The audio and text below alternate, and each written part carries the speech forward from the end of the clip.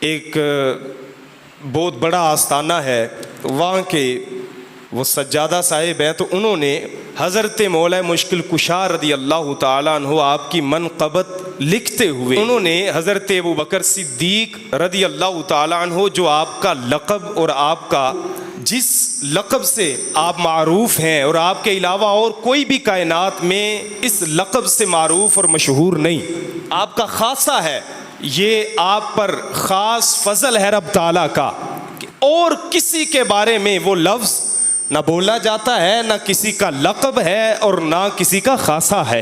وہ لقب کیا ہے؟ صدیق اکبر۔ انہوں نے لکھا کہ اے علی فاروق اعظم ہے لقب آپ کا، اے وصی مصطفیٰ صدیق اکبر کون ہے؟ یعنی انہوں نے حضرت مولا علی المرتضیٰ رضی اللہ تعالی عنہ آپ کو جہاں پر فاروق اعظم کا، جہاں پر صدیق اکبر کا، وہاں پر انہوں نے حضرت مولا علی المرتضیٰ رضی اللہ تعالیٰ عنہ آپ کے صدیق اکبر ہونے کے ساتھ ساتھ دیگر کا انکار کیا کہ مولا علی کے علاوہ اور کوئی صدیق اکبر نہیں ہو سکتا۔ کتنا بڑا وہ ان کا باریک حملہ ہے صداقت صدیق اکبر رضی اللہ تعالیٰ عنہ پر۔ تو میں نے انہی بزرگوں کے فیض سے یہ چند اشعار لکھے کہ تم کو ہوتی کچھ لیاقت اپنے آبا سے اگر،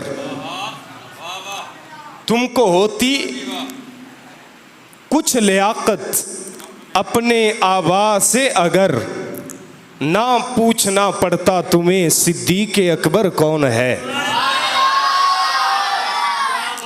وہ اقبال علیہ رحمہ نے بھی کہا تھا نا، وہ تو تھے آبا تمہارے، تم کیا ہو۔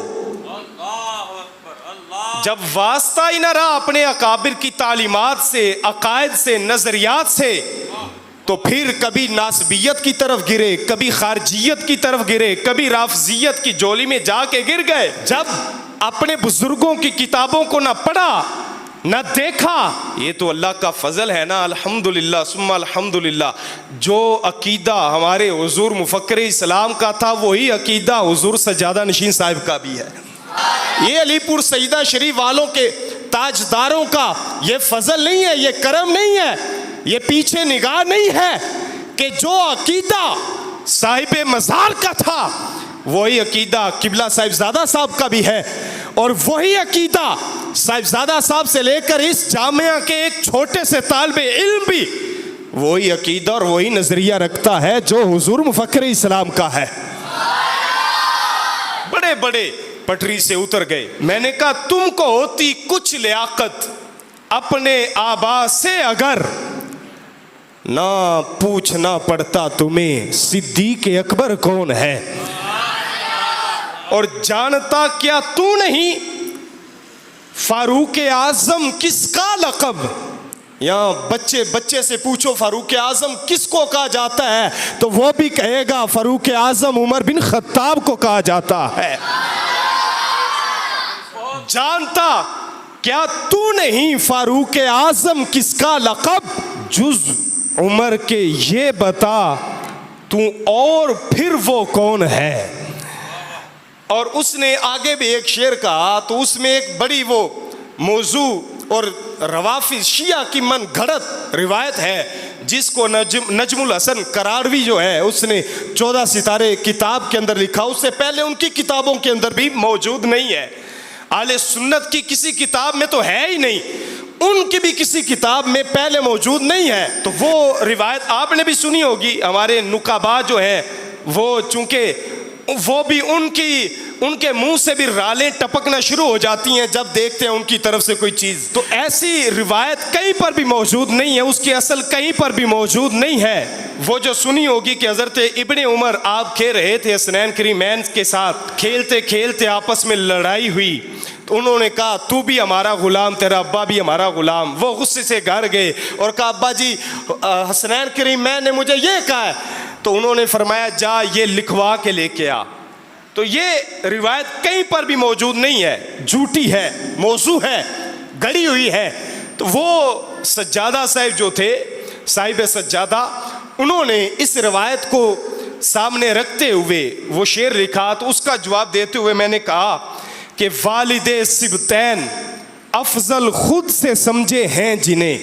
حضرت مولا مشکل کشا رضی اللہ تعالیٰ عنہ آپ جب خلیفۃ المسلمین تھے اس وقت جو روافض تھے انہوں نے کہا کہ حضرت مولا مشکل کشا نبیوں کے بعد سب سے افضل ہیں، یعنی شیخین سے افضل ہیں. تو مولا مشکل کشا صاحب العطا رضی اللہ تعالیٰ عنہ آپ نے فرمایا کوفہ کے منبر پر جلوہ فرما ہو کے آپ نے فرمایا سنو، جس نے مجھے ابو بکر اور عمر پر فضیلت دی میں اسے 80 کوڑے لگاؤں گا.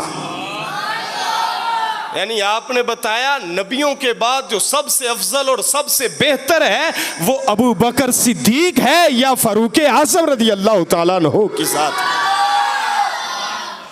وہ ہے، ان کے علاوہ اور کوئی نہیں.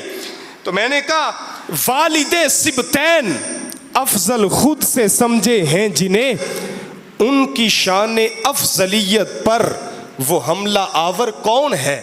اور جو روافض کی روایت کو بنائے ہے دلیل، یہ روافض کی گھڑی ہوئی روایت ہے، جو روافض کی روایت کو بنائے ہے دلیل، ہم کو بتلائے وہ کھل کر اس کے اندر کون ہے.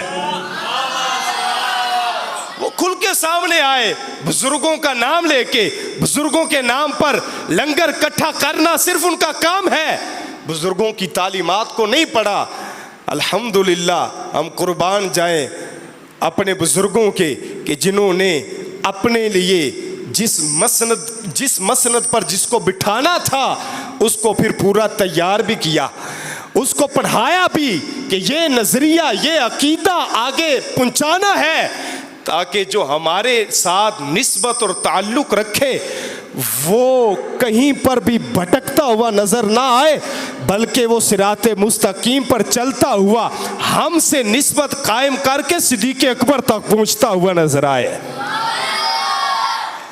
اہل سنت کے عقائد سے ہوا جو منحرف، اہل سنت کے عقائد سے ہوا جو منحرف، شر پھیلائے اہل سنت کے وہ اندر کون ہے؟ اور کچھ واسطہ اپنے بزرگوں کے عقائد سے نہیں، ان لوگوں کو کچھ واسطہ اپنے بزرگوں کے عقائد سے نہیں، اپنے بڑوں کے عقائد کا وہ منکر کون ہے؟